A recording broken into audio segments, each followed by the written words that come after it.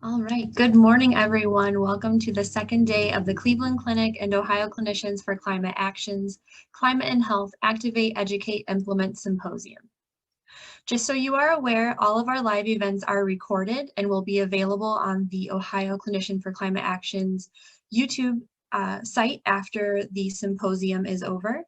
If you are watching this and it is on our YouTube site or it is after the symposium and you have questions for the speakers, please email me, Anna Safranek, at OCCA@theoec.org, and I will forward your questions on to the presenters and get them answered for you.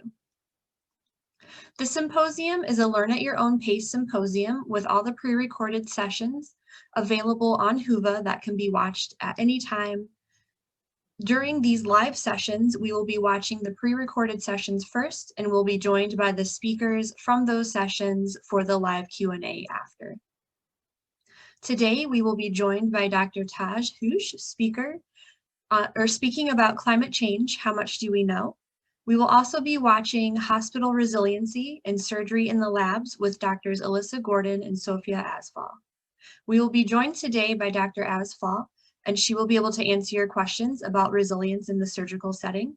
Dr. Gordon's live session is tomorrow afternoon, and she will be able to answer your questions about resiliency in the labs. As you watch these presentations, please write your questions in the chat box so we can have them answered after.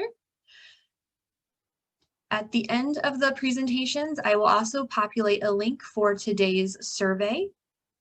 The surveys, we invite everyone to complete. It provides me, the Cleveland Clinic, and also the speakers valuable feedback on how we are doing, what you would like to see in the future, etc.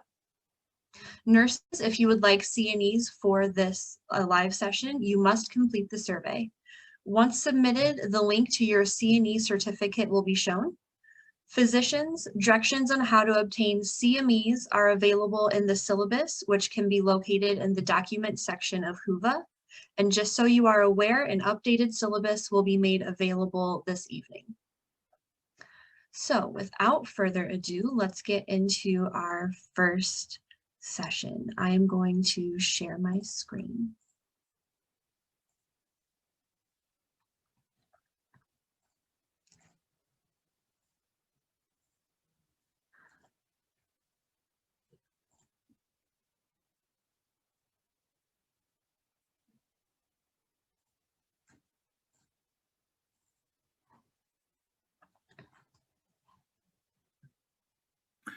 Hello, my name is Thijs Heus. I'm an assistant professor of physics at Cleveland State University, and in the next half hour or so, I'm going to talk about the scientific basis of change. What is going on in the climate system? How does it work in the first place?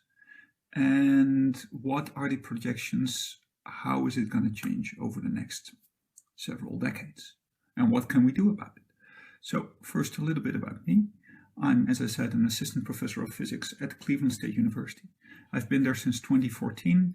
Before that, I did my PhD in Delft in the Netherlands, where I was born and raised. And then I did some postdoctoral research at the Netherlands Meteorological Institute. And then for 5 years at the Max Planck Institute for Meteorology in Hamburg in Germany. And then at the University of Cologne for another year. Especially all of these institutes are leading in developing understanding of the climate system, but especially the Max Planck Institute is one of those institutes that is running one of the leading climate models in the world. So that's one of those places where I really got a good idea of where the weaknesses of climate models are, where the strong points are, what the goal is of what the direction is of the research for the next several years. My own personal interests in the climate system are in clouds and in atmospheric boundary layers, so the layer of roughly a kilometer, a mile above us, where all direct interactions with the surface happen, where that has a direct impact on us. As it so happens, those clouds, and especially those boundary layer clouds, also have a very immediate impact on climate and are one of the largest uncertainties in climate. If you want to know more about what I'm doing, if you're interested in that kind of stuff, there's a YouTube link over here that gets you to CSU directed video about my work. Okay, so let's talk about what we're going to discuss today. So first of all, the most important part of this talk is going to be on how does the climate system actually work? Why does Earth have the temperature roughly that it does have? And of course, we're starting with the sun, and then pretty much immediately we're going to look at greenhouse gases, including CO2 and other greenhouse gases. Then, of course, the climate system is not as simple as just sun plus greenhouse gases. So on top of that, we need to take into effect feedback cycles, what we call climate feedbacks, interactions with other things in the climate system. Once we have a good understanding of how climate feedbacks and the climate system as a whole kind of sort of works, we're gonna look at how the system, how good climate models are doing, what are the predicted outcomes over the next 100 years, but we're also gonna have a look at some more current and local topics, such as, for instance, hurricanes and forest fires. Now, finally, and at least if time allows, we're going to have a bit of a talk of mitigating and adaptation. What can we do? What do we need to do to make sure that the world is still a livable place in 2100 for, let's say, well, my children will hopefully still be alive to see that. Maybe I will still be alive. Probably not. Okay, so let's start with the climate system, or at least climate change. Of course, one of the first arguments you would ever get into if you have the unfortunate business of getting into these kind of arguments would be, but the climate has always been changing. Yes, it has. There are very many ways why the climate could be changing.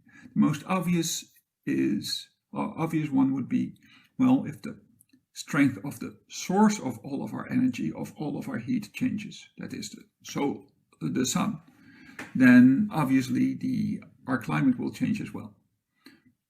Volcanic eruptions may be a big factor. All kinds of other mechanisms. On smaller timescales, we have El Niño, La Niñas. On very small timescales, we have simply weather. There are all kinds of contributions that can change the atmosphere on Earth, that can change the ocean, that can change the land as we know it. But for the very first time in global history, there is a new factor, and that new factor would be us. For the very first time, there is one particular species that has the power to change the climate that we're living in. Now, that could be seen as something horrible, of course, but we could also just as easily argue that, let's be optimistic about this, if we have the power to change this to a state that is clearly undesirable, and even though that's more or less a personal or political opinion, I hope that many of you would agree that the trend that we're in is fairly undesirable. But if we have the power to change it into an undesirable state, we probably also have the power to bend it backward and to go to a state that is actually decent to live in, like more or less our current climate. So we'll go through that kind of stuff later on in this presentation. Okay, let's first have a look at where our source of energy is coming from, and that is, of course, the sun. If we start out with the sun radiates energy in every possible direction. It's a black body radiator, And that is something that since the days of Max Planck, and maybe even before, we could fairly well calculate what that energy should be based on the time. So for the past 100+ years, we kind of know, based on the temperature of the sun, chemical reactions, nuclear reactions at the surface of the sun, the temperature of the sun is a certain amount. Therefore, the amount of energy that passes along the Earth, that's being captured by the Earth, has to be a certain amount. Turns out that amount of energy is something like 1300 watts per meter squared. But we're dividing it over the entire globe. Half of the globe is night, half of the globe is day. At some point, we're at the North Pole or at the South Pole. Not a lot of light is shining there. So if you average all of that out, you end up on average with 340 watts per meter squared coming in. Those 340 watts per meter squared over there are coming in. But of course, if you look at any kind of picture of the Earth, there's a lot of white there. What does white do? It just reflects light. So 26% is immediately reflected and 4% more on Earth. So roughly 30% in total is immediately reflected because they're clouds, because they're ice, glaciers, polar caps, or because they're deserts. Any desert is also fairly bright and fairly pronounced on any kind of satellite picture of the Earth. So we're then left with 75% or so, of which 23% goes to the atmosphere, is there to just warm up the atmosphere. And the rest, roughly half of it, finally reaches the surface of the Earth. Of course, 2/3 of the Earth's surface is ocean, so 2/3 of that, 1/3 of the total original budget goes into the ocean. The rest goes to the land. Okay. From that point on, we could calculate it at that point what the temperature would be of the Earth. Or we could say, yeah, some of that energy, the Earth is warming up to a certain temperature and it's radiating heat out, just like you would do, right? You feel warm. Or if you look at an infrared camera, and you look at your own home, you see certain spots that are not as well insulated and the warm air is coming out, and those are the red spots. You radiate heat out. So that heat is radiated out from the surface, going up, and some of it goes all the way up to outer space, but some of it is captured by the atmosphere and sent back. Well, and then half of it is being sent back, half of it is being passed on to outside. So that's basically what clouds are really good at. That's one of the things that clouds are very good at. But this, in effect, is the greenhouse effect. So it's not just clouds, it's water vapor. Water vapor is probably the most important greenhouse gas that we have on Earth. It's also CO2, methane, a couple of other gases that are really working like a blanket that keeps the Earth warm. Finally, we have a little bit of air going up. That's what we call convection. A mixing of air, and there's some energy involved in that. So, if we take everything into account, and we would remove the entire blanket of CO2, of water vapor, of all the methane, of all the greenhouse gases that we have, then we can do a couple of calculations. One, what if all the energy that the sun radiates to us is being absorbed? So the albedo, the reflection of sunlight, is 0. Then we end up with a temperature of roughly 50 degrees Fahrenheit, which is, not too far from what it actually is. But if you take all that reflection into account, all these polar caps and all this, all the clouds and all that, then we end up with roughly -10 Fahrenheit, which is pretty much the same temperature as the moon. And now if we, and clearly not the temperature that you want to live in.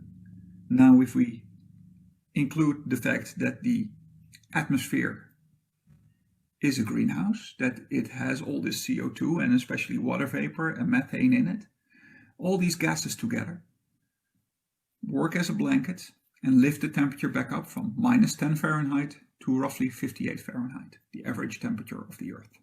Averaged over the equator, the poles, days, nights, etc., etc.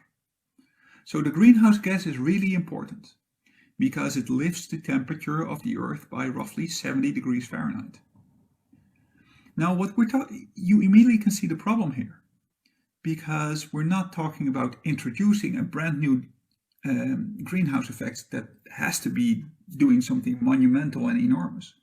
We're only asking the greenhouse, well, what we're doing here, if the temperature on Earth is increasing by, let's say, 5 degrees Fahrenheit, 6 degrees Fahrenheit, then that's effectively the same as just the greenhouse effect enhancing by only 10%. So significant, but not that earth-shocking, right? If you get a 10% raise of income, that's very, very nice, but you're not suddenly gonna be able to quit your day job or anything like that.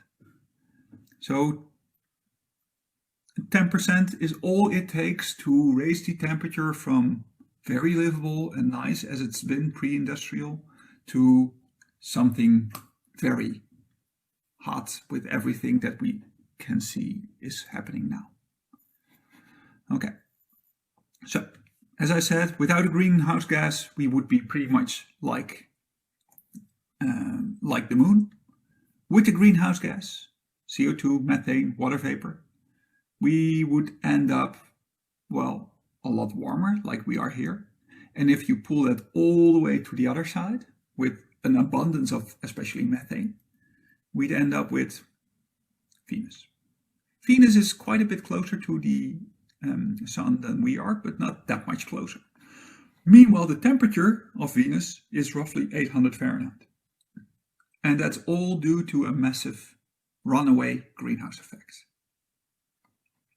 Apparently, there's a lot of methane in the atmosphere of Venus, and of course also a little bit of phosphine, as was recently discovered, and maybe a hint that there might be actually some kind of microbe or some kind of unknown chemical reaction happening in the clouds of Venus.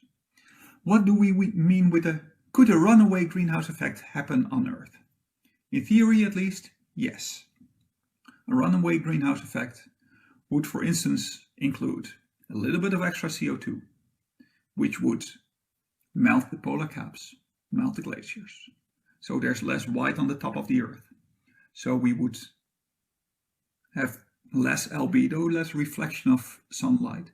Therefore, more sunlight being absorbed. If there's more sunlight being absorbed, temperature gets higher, it gets warmer. So more glaciers would melt.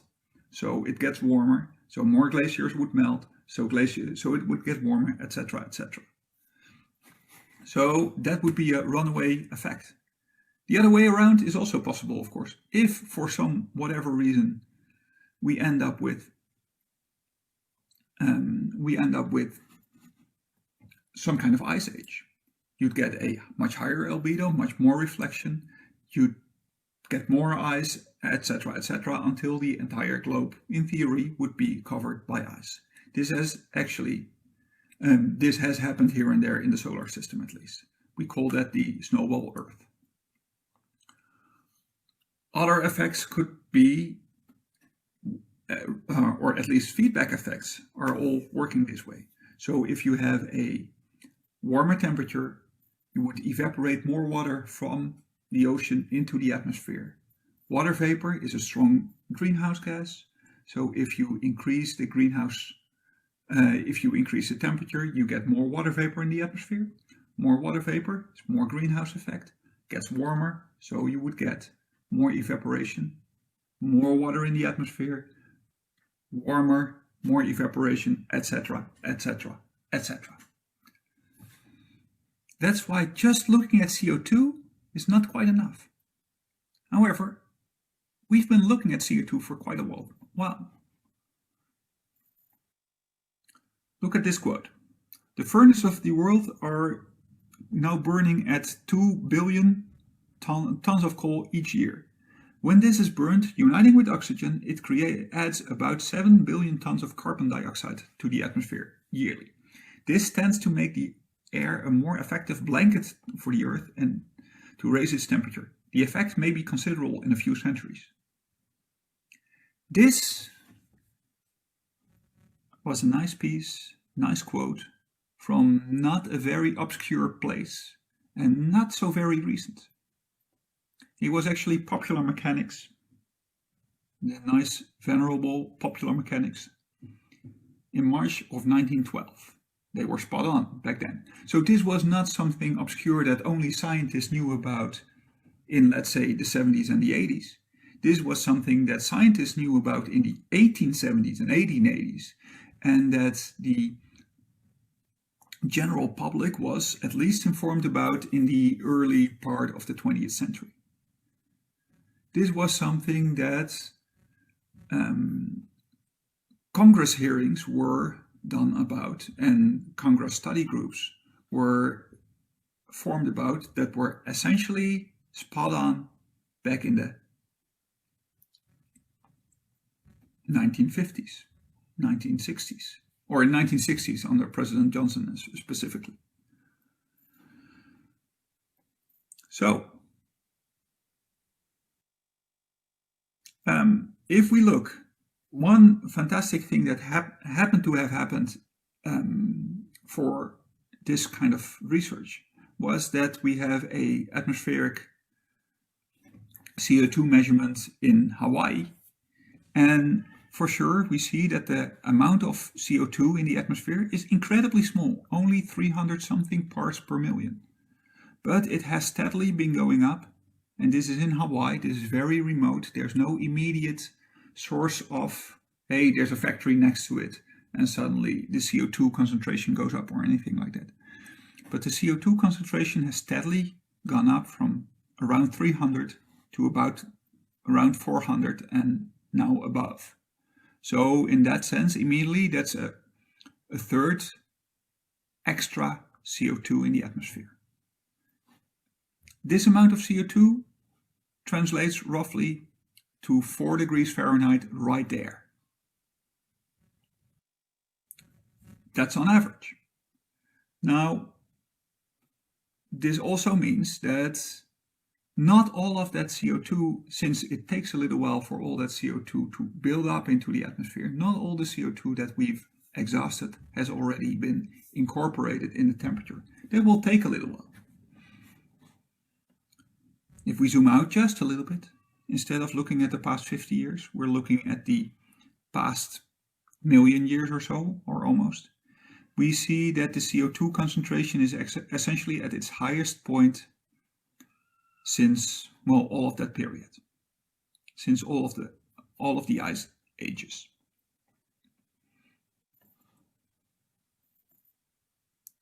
So if we stop emitting now, and this is a key point that is really easy to forget. The CO2 emissions are kind of the feathers in your blanket. Each time you emit some CO2, you're adding another feather to the blanket. So if we stop emitting now, if we get back to zero emission, pre-industrial, that does not mean that the temperature would go back to pre-industrial right away, because we still have that blanket. If we want to get to the temperature that it used to be, this temperature even from the 50s or the 60s, 4 degrees Fahrenheit lower than now, then we need to take away the blanket. So if we want to get back, we need to get to negative CO2 emissions at some point, at least. Okay, so if we look at the global temperature change, And this is from the IPCC report of 2014. So if we look at the CO2 emissions, would account for roughly 1.5 degrees Fahrenheit of temperature change. On top of that, methane, especially industry, but also cows, add another degrees. Then some of the other greenhouse gases add some more and more and more. But then there are other impacts, like aerosol. Any kind of dust would create a reflection of sunlight. So that is then going down by, let's say, 0.5 degree. But those very small dust particles are very good in creating cloud water droplets, can form on top of them. And if you have very small droplets, they'll stay for a long time, as opposed if you have no aerosol, no dust in the atmosphere at all. You get very big drops and they'll rain out immediately and you end up with pretty much no clouds.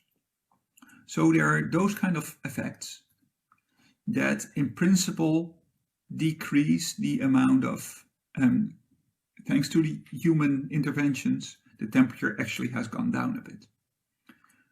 Also, thanks to human interventions like deforestation, we increase the, more desert, therefore we increase the albedo, and therefore temperature decreases just a little bit more. Finally, there's a little bit of effect of the sun. But if you look at this one, I hope you agree with me that between the amount of effect from the CO2 or from methane or from anything else, relatively speaking, the amount that you get from the sun is very, very small. Therefore, solar fluctuations don't add that much to climate change. Not on the scale that we're talking about, not on the scale of 10, 20, 50, 100 years. So if you add all of that up, then we end up with roughly 2 degrees of global temperature change. With a significant error margin. That's what the error bar on the right says. Where does that error bar come from? Well, not so much from CO2, because that effect has a very small error margin, or relatively small error margin. We kind of understand that. The biggest uncertainties are associated with the aerosols. How much aerosol we have in the atmosphere and how much clouds respond to those aerosols. That's not quite clear. That's where a lot of research sits. And that's what adds to this significant error bar. However, no matter what, we know that the temperature of the atmosphere has increased a lot and will increase a lot given our current CO2 exhaust. Okay, so now let's have a look at climate models. How good are climate models? How confident are we in climate models? Anyway, so if we look at climate models over the past, what the climate models have been doing, then you see that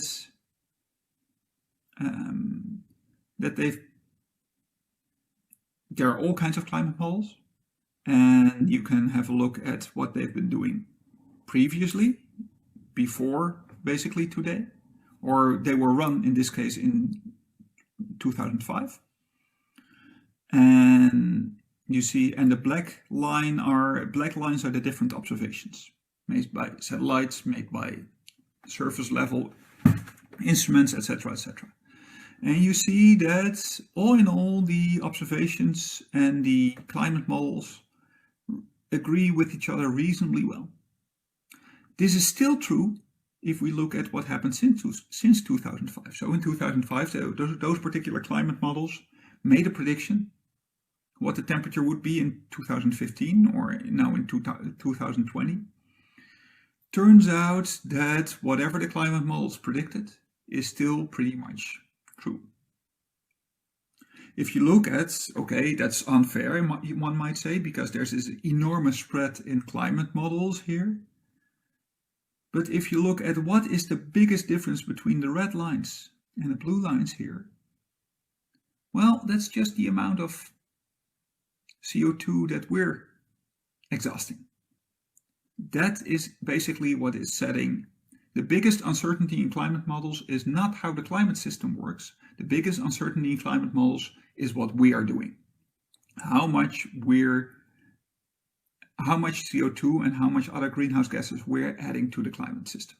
This is even true if you look at the oldest climate models from the 70s or from the 80s. They were very crude. They couldn't do fancy things like model all the clouds or model all the aerosols or the ocean currents or anything like that. But even there, they had the general trend correct as long as you would feed them the actual pattern of pollution that we have ended up doing there. So the biggest uncertainty in climate models is the amount of CO2 that we are emitting. Other than that, the climate models are doing pretty well.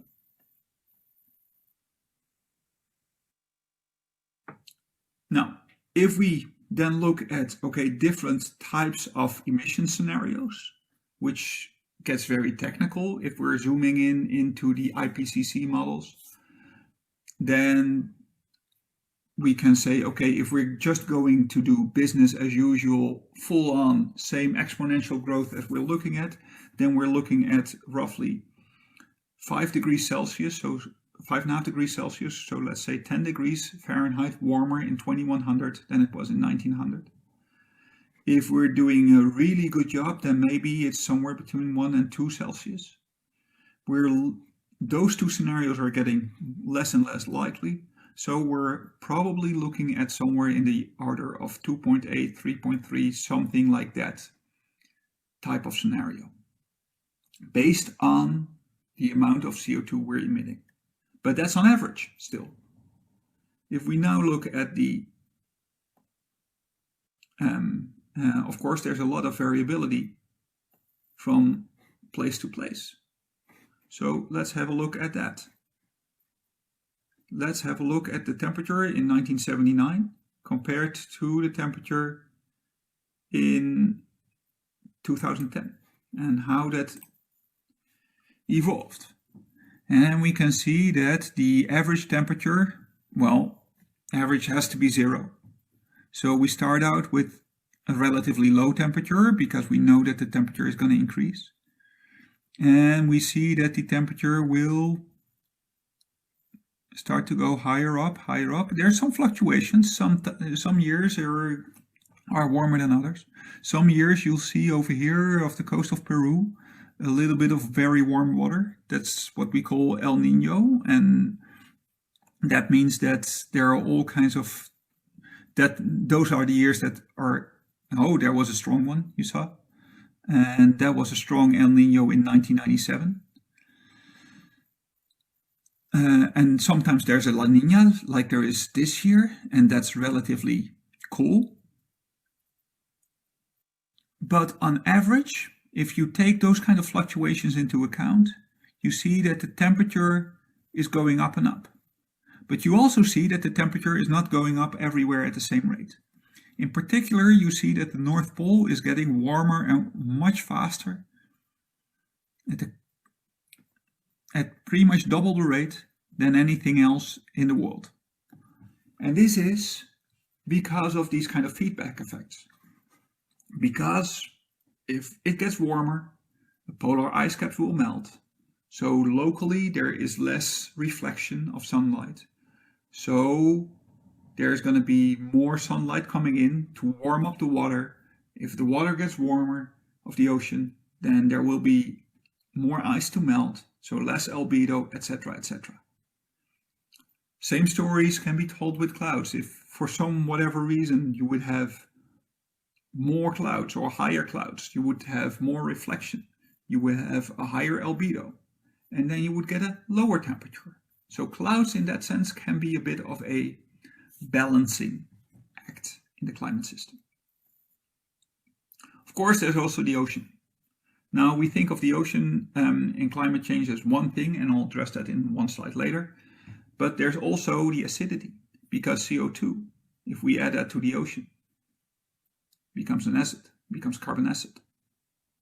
And sure enough, the acidity of the ocean has gone down. The pH value of the ocean, the acidity has gone up. The pH value of the ocean has gone down. So from 8.2 to something closer to 8. Depending on the scenario that we're looking at, the pH would go down quite a lot more, which is something that's fairly hard to adapt for biological species in the ocean.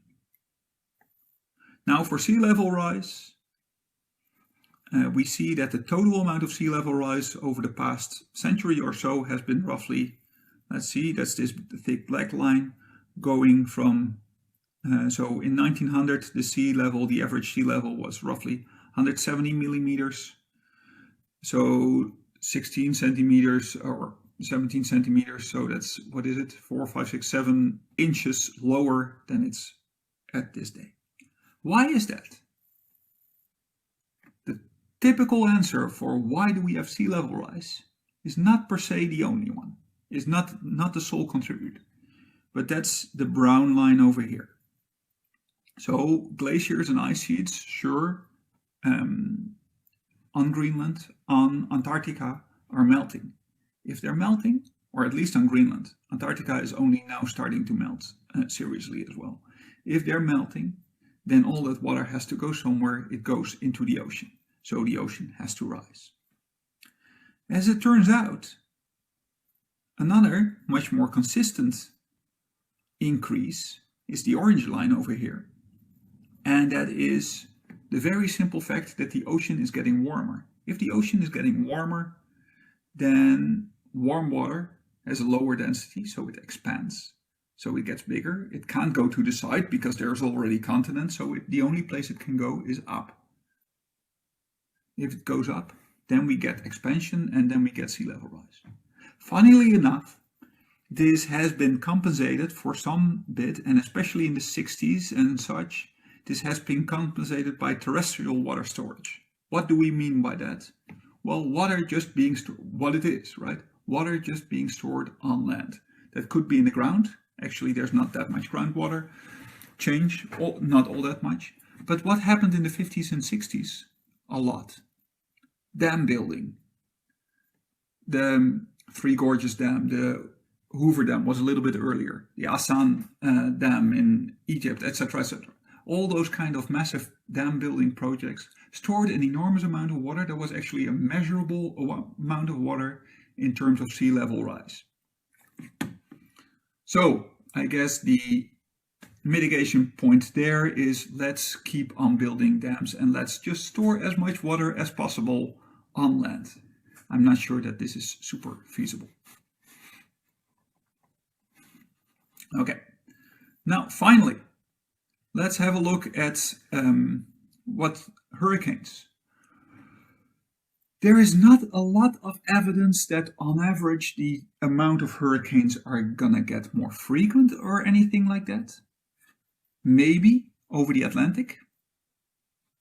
We see a lot of red over here, the number of hurricanes per year. But if you look over Asia, and there are way more, or in the Indian Ocean, and there are way more hurricanes in the Indian Ocean than there are in the Atlantic, you see actually that the number might decrease.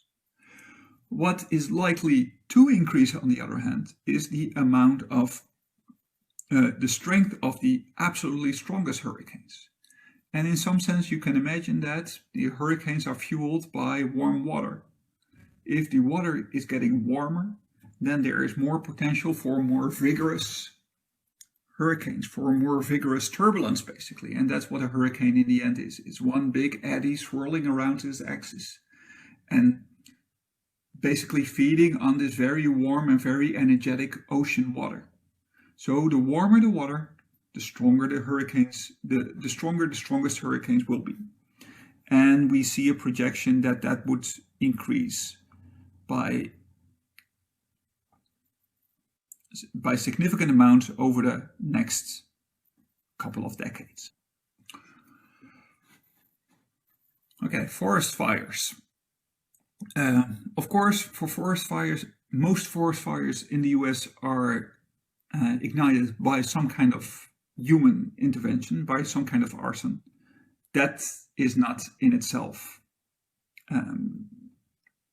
that does not become more extreme by climate change.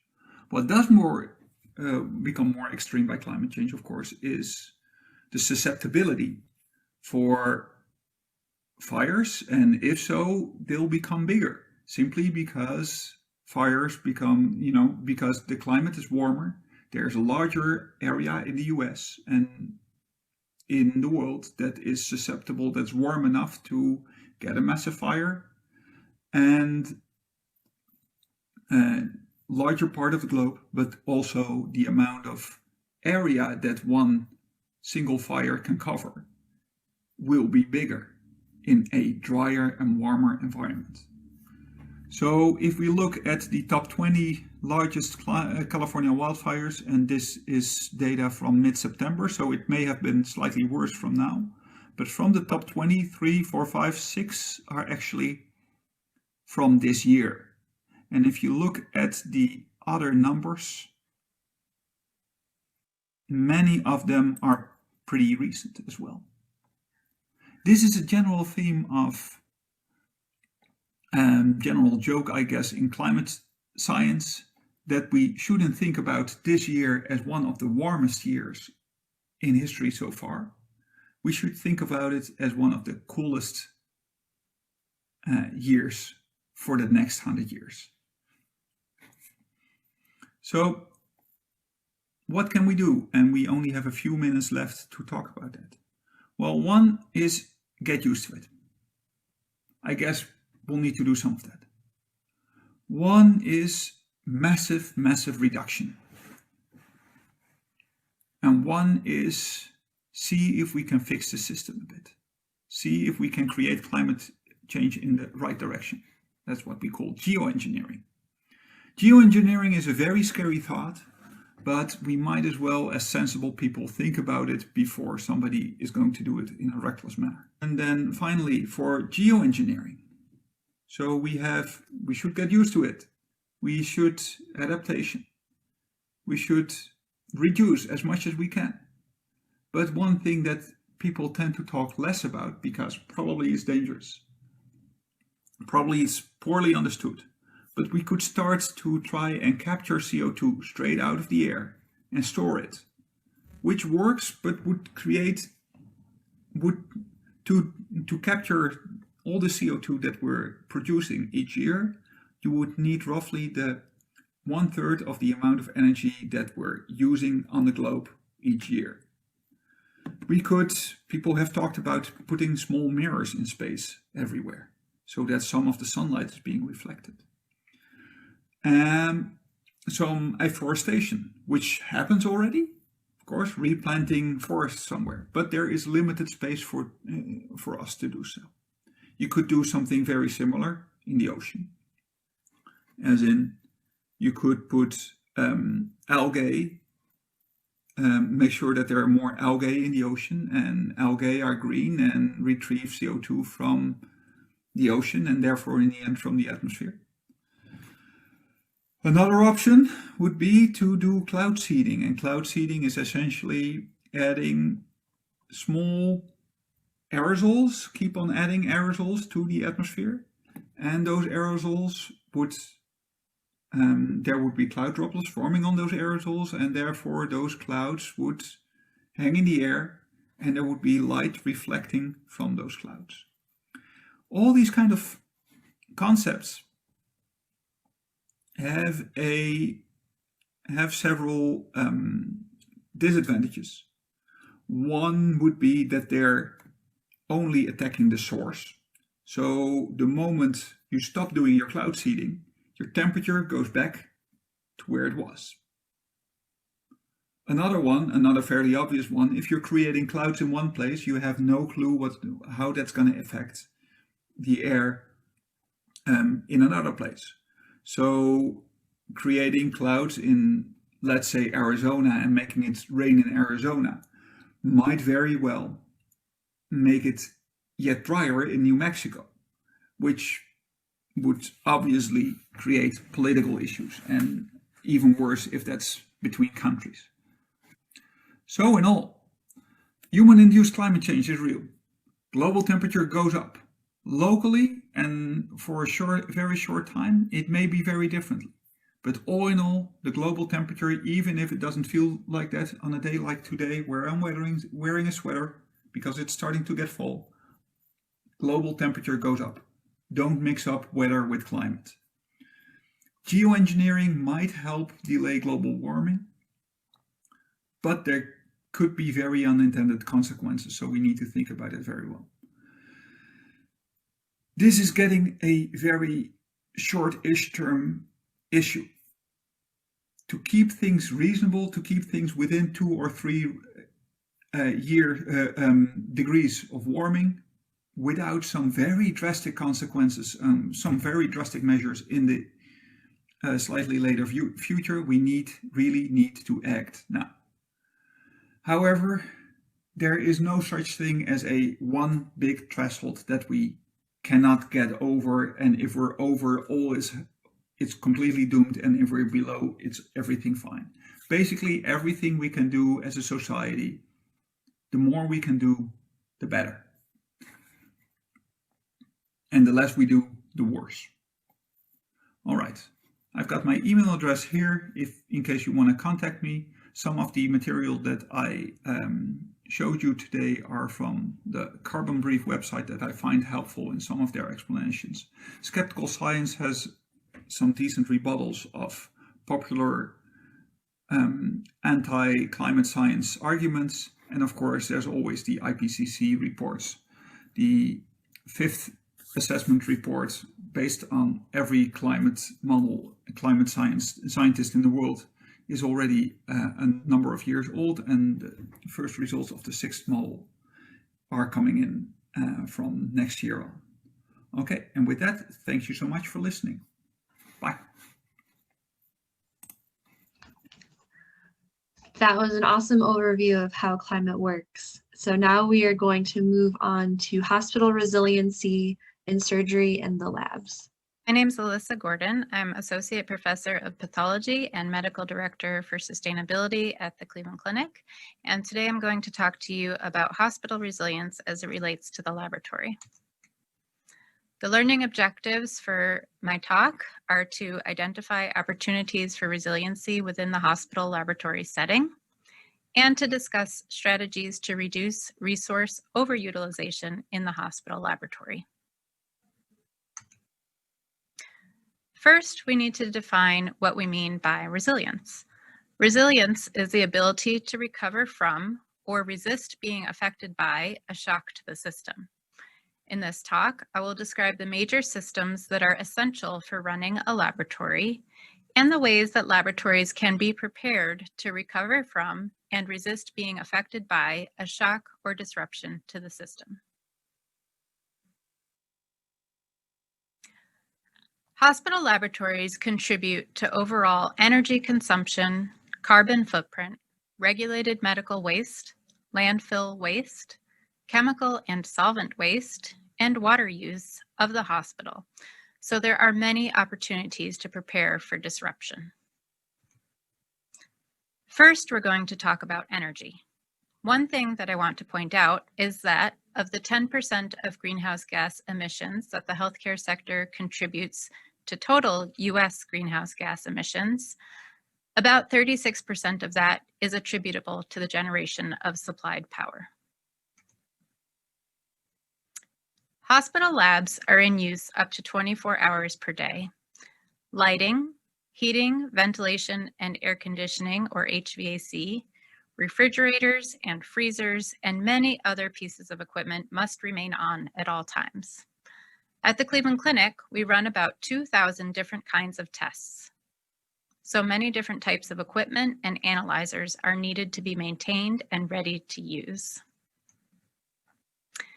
And if the refrigerators or freezers can't stay on, specimens needing testing will be lost.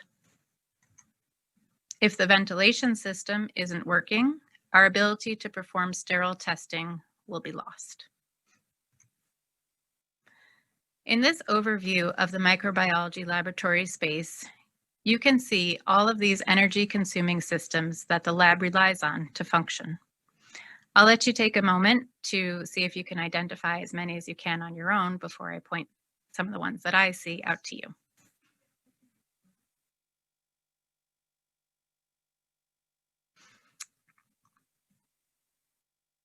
So hopefully you saw lighting, and these here are some ducts for the heating, ventilation, and air conditioning system that controls the ambient temperature in the room. Over here is a door and a window which closes off our sterile room, which requires its own specialized ventilation.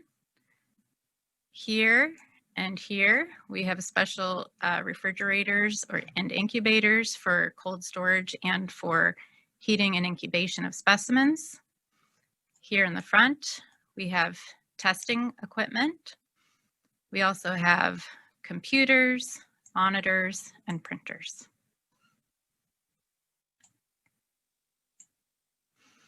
Disruptions in energy can occur at multiple levels, and the lab needs to be prepared to handle each one. If a single freezer breaks down, is there a plan in place for prioritizing frozen specimens? What needs to be saved first? If a single piece of equipment short circuits, is there any backup equipment? Is there send-out capacity for that test? Establishing partnerships with other laboratories, both reference laboratories and neighboring hospital laboratories, is an important component of being prepared. If power to one floor of the lab building or the whole lab building goes out, we need to have backup power. Usually, this consists of generators, which can keep the lab running.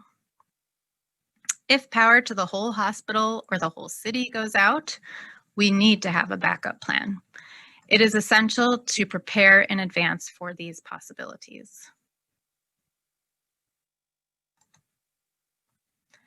While these opportunities for resilience planning related to energy use in the labs may seem remote, there are benefits to reducing energy use in the laboratory that can help decrease the lab's carbon footprint and decrease demand on the energy grid. At the Cleveland Clinic, many of our clinical labs are housed in in a LEED certified building, but this is not the case for the majority of hospital labs around the country. Most labs have to work within the constraints of the existing building design when considering energy efficient improvements to reduce the carbon footprint of the laboratory. This requires working together with a multidisciplinary team, including the hospital's sustainability manager, engineering, buildings and design professionals, lab directors, and lab managers. Regarding lighting, automatic occupancy lighting sensors can be installed so that lights in less used areas aren't left on when not in use. Regarding HVAC, air exchanges for sterile areas should be optimized to the current standards. Many pieces of laboratory equipment, including freezers, biologic safety cabinets, and fume hoods, consume energy to some extent even when not in use. Capital purchases of equipment do not usually take into account or emphasize energy efficiency in most laboratory settings.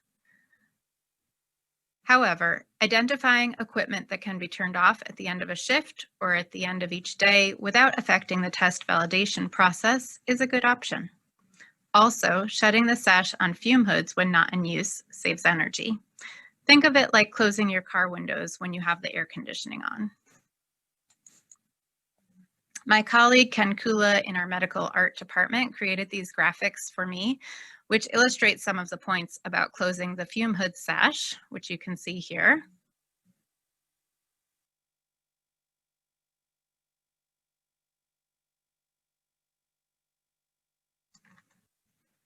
And about turning off equipment we may not be using, which you can see here.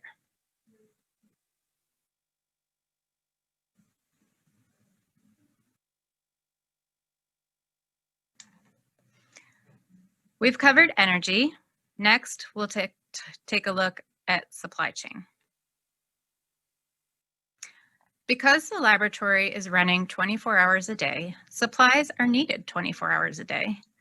Space is needed to store appropriate on-hand supplies, and we need all of the various supplies needed to run those 2,000 different kinds of tests. Commonly, when thinking of laboratories, people think of chemicals, which yes, we do use. We need to maintain key reagents in stock in order to reliably run tests. Beyond the blood vials and specimen cups that any consumer of healthcare may be familiar with, within the lab we have many more kits, vials, racks, and other items that we need to keep in stock. Finally, incubators for specimens like blood cultures need to be supplied with specified ranges of gases to maintain the appropriate atmosphere. Also, liquid nitrogen is used for flash freezing of tissues. So there are quite a variety of supplies that the lab relies on to function. As we've learned from the current pandemic, supply chain shortages do happen and do affect laboratory testing. The CDC and Department of Health and Human Services recently released this notice to providers about shortages of test kits and laboratory supplies for testing of sexually transmitted infections, affecting multiple companies and impacting several components of the specimen collection and testing process.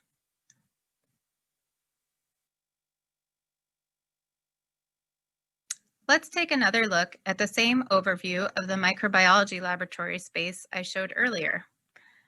Now, I'd like you to take a look and see all of the products and supplies that you can find that the lab relies on to function. I'll give you a moment to do that.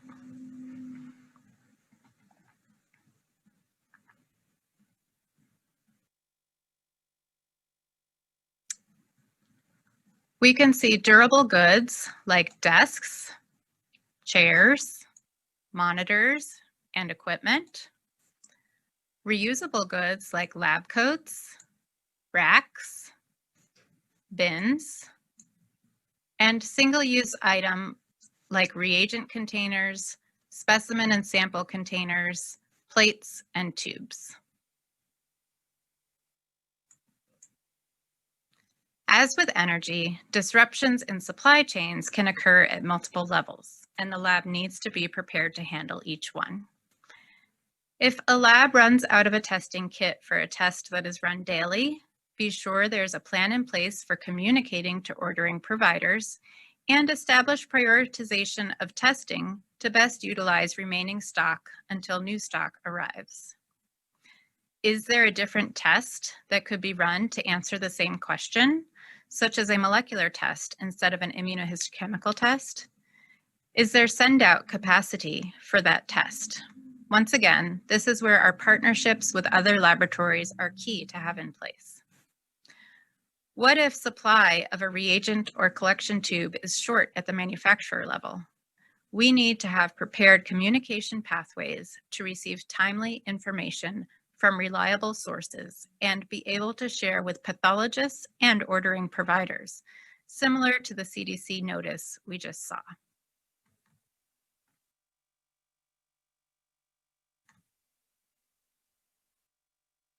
One way to be prepared to handle disruptions to the system is to consider reduction strategies for the use of supplies. Can a reusable item be used instead of a disposable item? Do you recycle solvents in your laboratory? Have you taken a look at chemical use in your laboratory protocols to try to reduce or minimize use of various chemicals?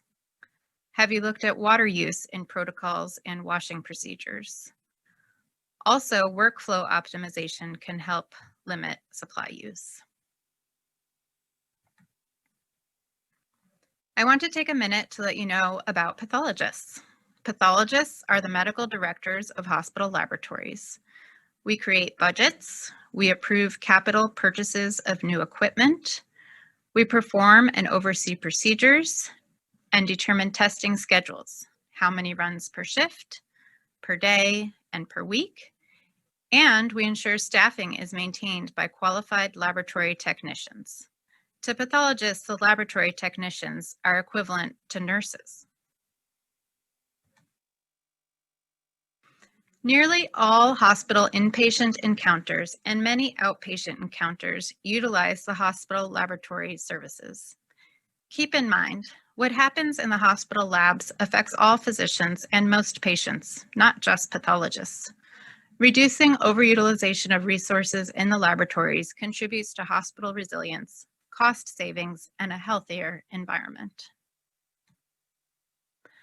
In these last few slides, I wanted to let you know about some additional aspects of laboratory resilience, looking outside our laboratory walls.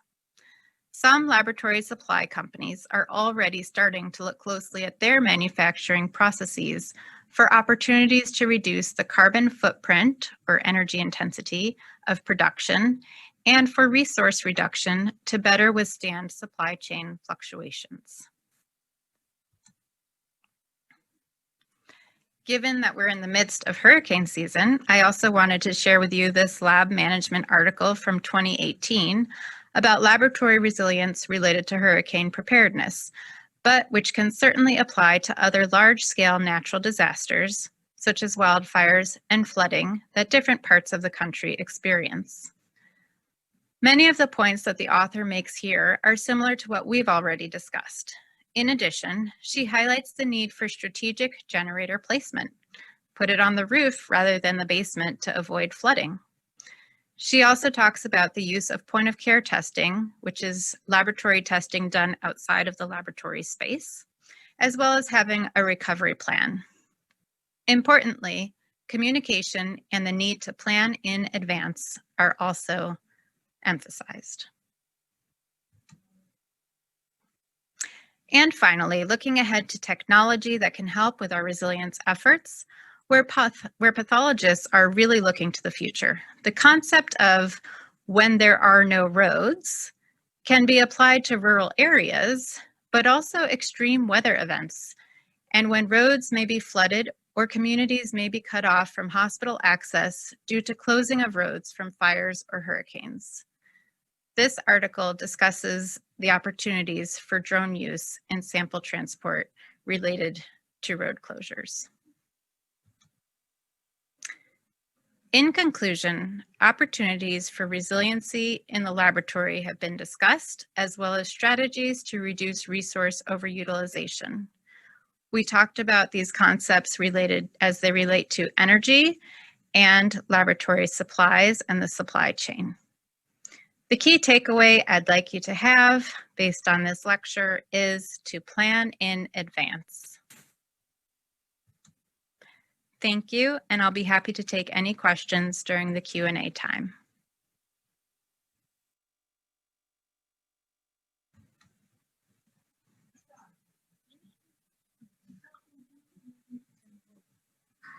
Thank you for the opportunity to present. I have nothing to disclose, and the views and opinions presented here are my own.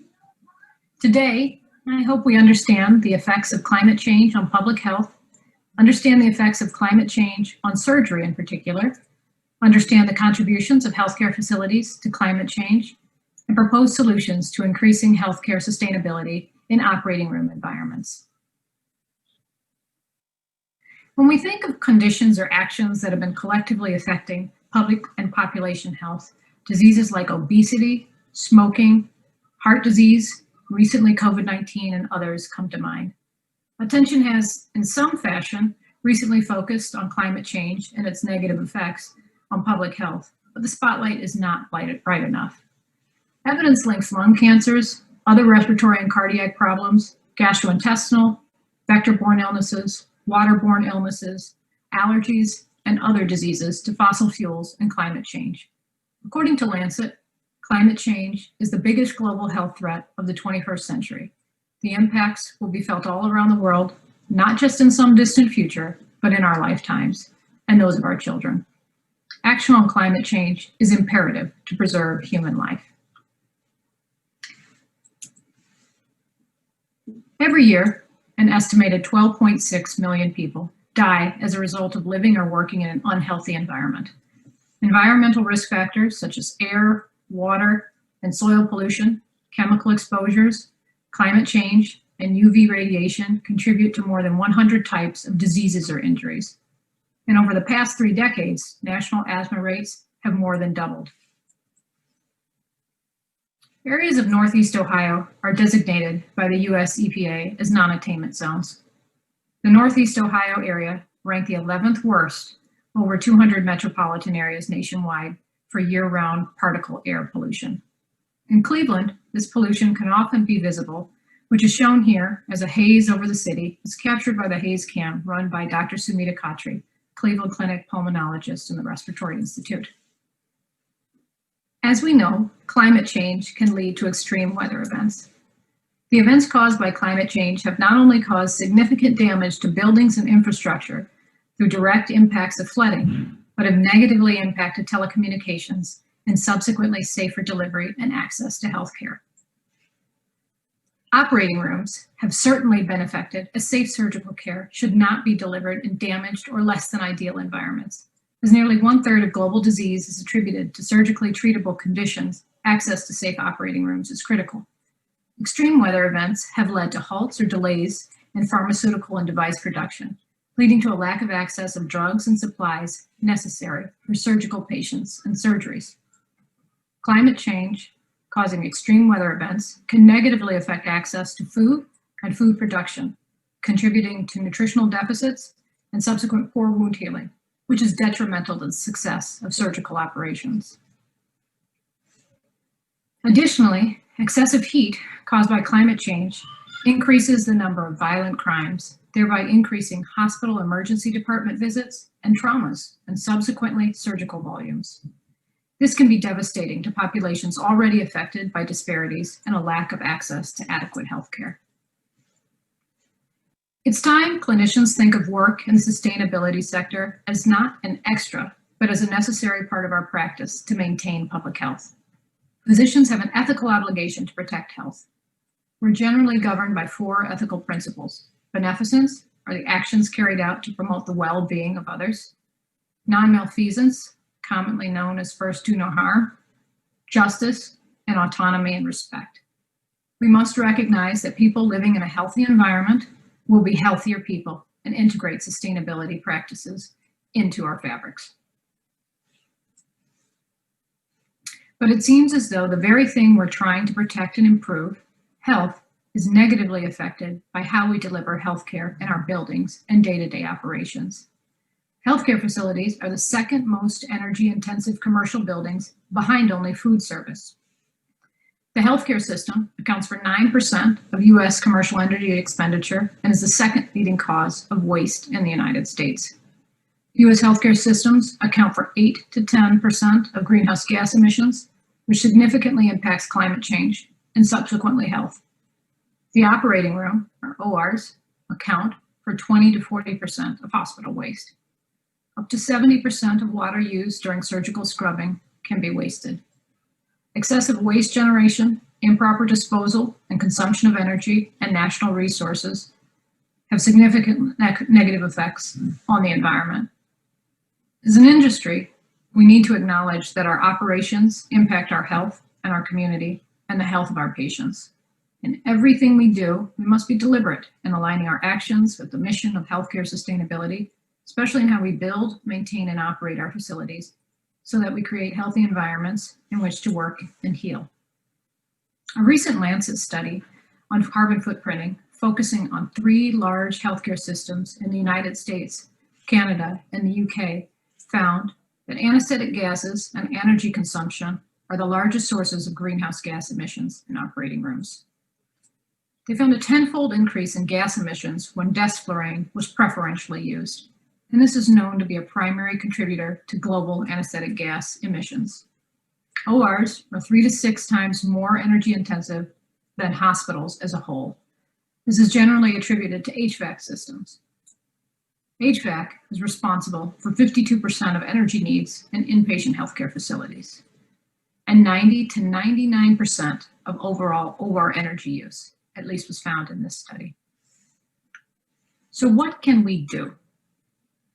We should focus on balancing our carbon emissions with our carbon savings or offsets and aim to achieve carbon neutrality, like the Kaiser system recently did. And this is the first healthcare system in the US to achieve carbon neutrality. We should focus on interventions to reduce environmental costs and the costs of surgery. We need better processes for managing and minimizing OR waste. We need to focus on scavenging and minimizing anesthetic gases, especially desflurane. We need to preferentially use alternative anesthetic agents like regional or IV anesthesia. We need to develop renewable sources of electricity in operating rooms and hospitals. We need to focus on occupancy-based HVAC settings. We need to focus on environmentally sustainable purchasing practices. We should develop similar protocols to enhance recovery after surgery, or ARAS, which has streamlined and improved recovery after many surgical operations. We need to integrate and standardize best practices for OR personnel, including anesthesia, surgery, nursing, technologists, and other perioperative care professionals. We need to create metrics and measurements for OR and environmental sustainability and performance. And most of all, we need to increase awareness and invest in education. As one of the largest healthcare systems in the country, Cleveland Clinic has been committed to greening practices for well over a decade. Our brief list of operating room-based accomplishments includes energy conservation through OR setbacks, which has resulted in over $2 million in cost savings, LED lighting, which increases surgeon comfort and saves 60% of energy use, red bag or regulated medical waste reduction, plastics recycling, and our program has diverted nearly 500 tons from landfills, water reduction, particularly at the scrub sink, single-use device reprocessing, elimination of desflurane from our formulary, and this has significantly reduced our carbon footprint. But perhaps one of our single greatest and most unique achievements is the development of a healthcare sustainability fellowship, honoring a former Cleveland Clinic surgeon who died of pancreatic cancer and was passionate about the effects of OR waste on climate change. Every year, one general surgery resident who's interested in healthcare sustainability is selected. We sponsor yearly grand rounds, which are focused on healthcare sustainability and bring nationally and internationally renowned champions to educate our surgeons. Our surgical fellows have a yearly project focusing on many different things. A few have included OR water reduction, regulated medical waste reduction, sterile processing, and instrument waste reduction, energy consumption.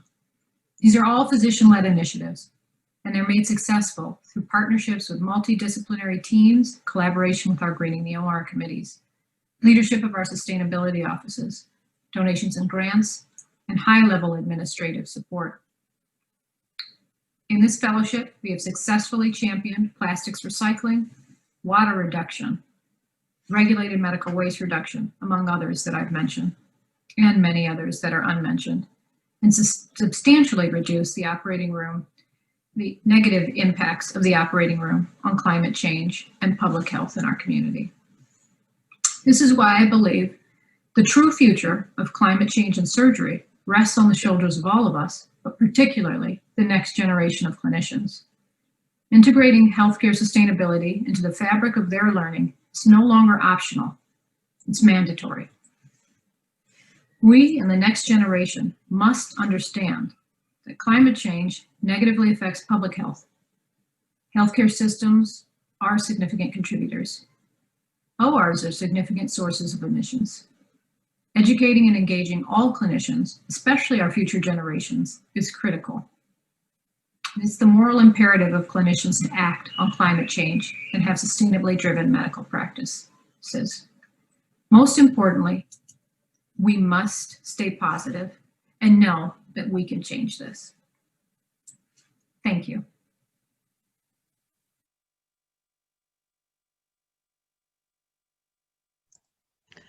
Great. Thank you to both our presenters for getting those pre-recorded education sessions to us for the symposium. Now we will be moving to the live Q&A. If you have questions, please put them in the chat box now. And we will start with Dr. Heus. We have a question for you. A lot of cities and governments are concentrating on reducing their carbon footprint. Should they also be looking at reducing their methane emissions as well?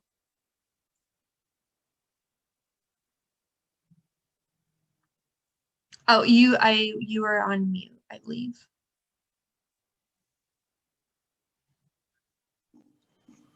Yes, I can hear you now. Okay. And I hear myself. All right.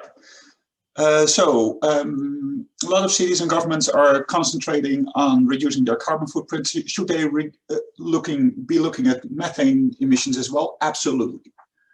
However, if you look at methane emissions by source, much like, actually more so than anything else, methane emissions are dominated by two sources. One is agricultural, so cow burps, basically, and one is oil and natural gas. Obviously, natural gas, which basically is methane, is going to be a massive source of methane emissions. So if the city of Cleveland wants to reduce its methane emissions, that's not as straightforward as shutting off any emissions inside the city of Cleveland. So what you want to do there is something you want to do in general anyway, is move towards more sustainable sources of energy. Move away from very intensive agriculture, etc., etc. Yeah. And now you're muted. Thank you. A second question is, let me scroll back up. Sorry about that. What is your best advice on how to advocate to elected leaders who don't, believe that climate science is real? All right. For that, first thing I would say is, in any kind of discussion, and especially in something that for some reason unknown to mankind has become so polarized, start to depolarize as much as you can. Be kind, be nice, don't start yelling at people. Start, one thing that was, one recent criticism that we saw in the Senate hearings last week was, or 2 weeks ago, was talking about, do you believe in climate science? No, that's a question that we need to move beyond. It is, most people are actually believing in climate science. There's as much to believe in as there is in gravity, right? Gravity is just a matter of fact. So start normalizing talking about what kind of actions can we do? What would happen if we don't? So that's the type of discussion you want to have towards leaders, but also within just general community. The more that is a general common opinion that is not as polarized, the easier it becomes to get something done. You could find some common ground. One pretty good populator and science communicator on this uses, for instance, her Christian values to communicate with other people from the same denomination. Hey, this is something as conservatives that you should really care about. And this is why I'm doing it from my point of view.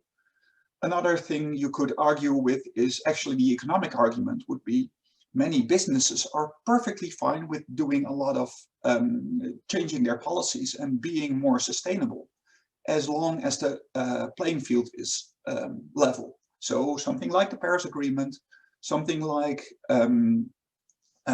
carbon tax would actually be agreeable as long as it's implemented in a somewhat fair way. Also, the cheapest option economically is actually just to go for a roughly 2 Celsius degree warming. That is roughly the path that's best reasonable case that we're going for. So as long as we're focusing on something like that, that might be a way to persuade any kind of leaders. Having said that, I haven't succeeded in persuading any leader, so I don't know.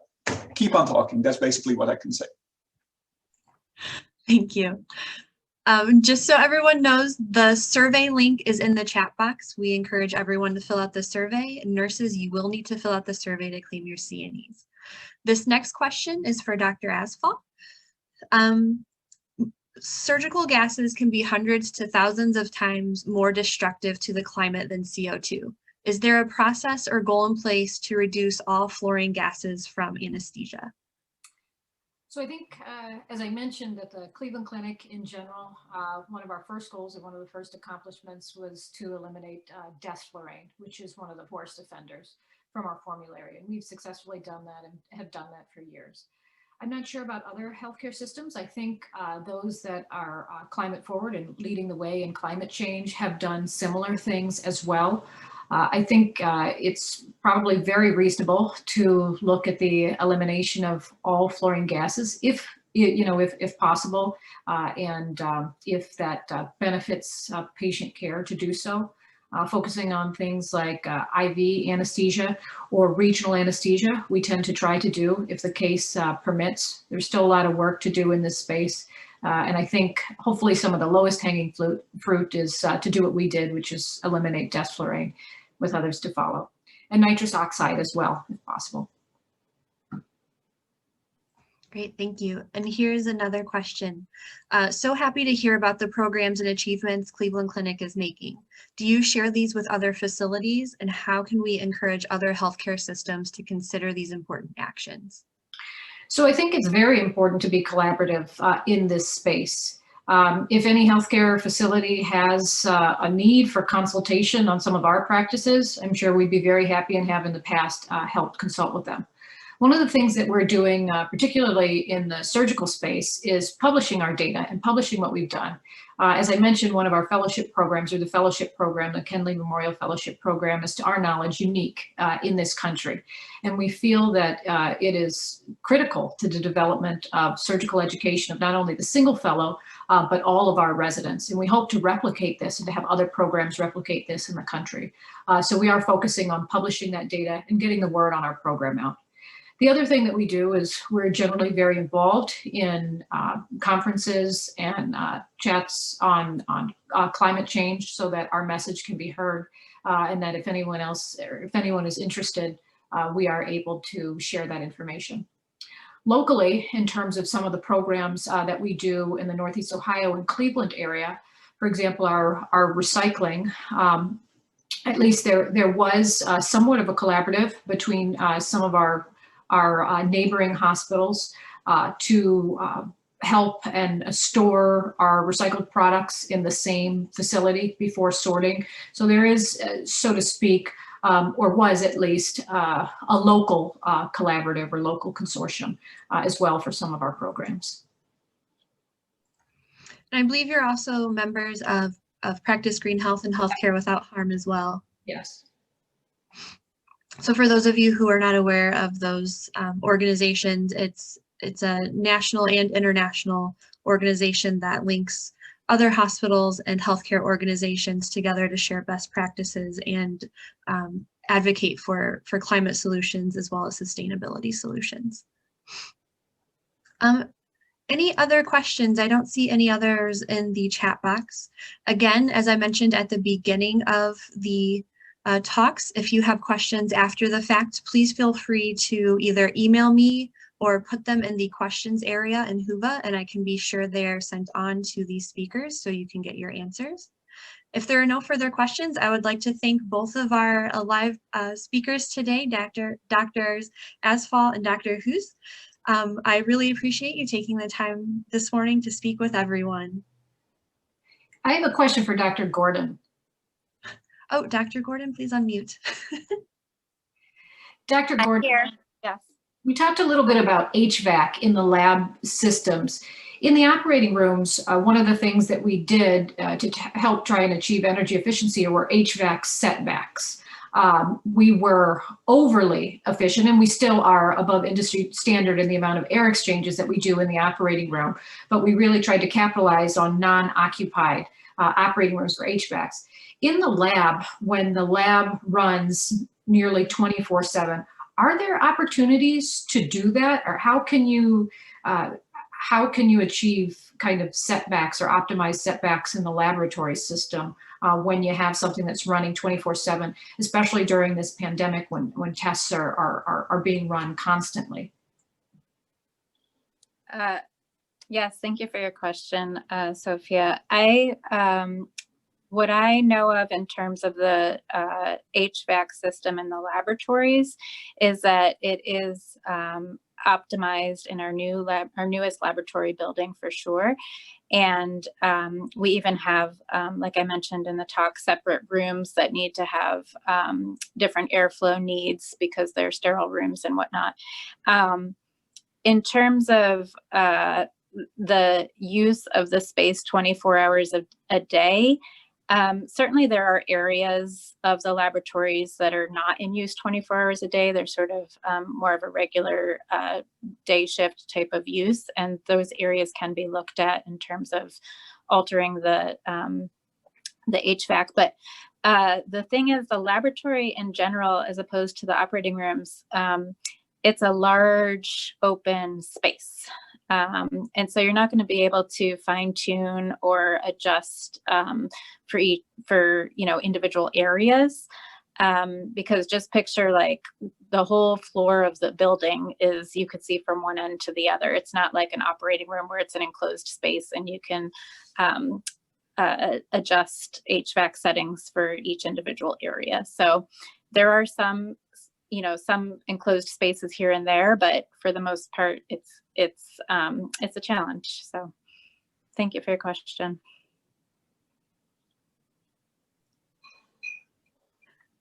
If there are no more questions, we will go ahead and end this morning's session. Please don't forget we have another session this evening starting at 6 p.m.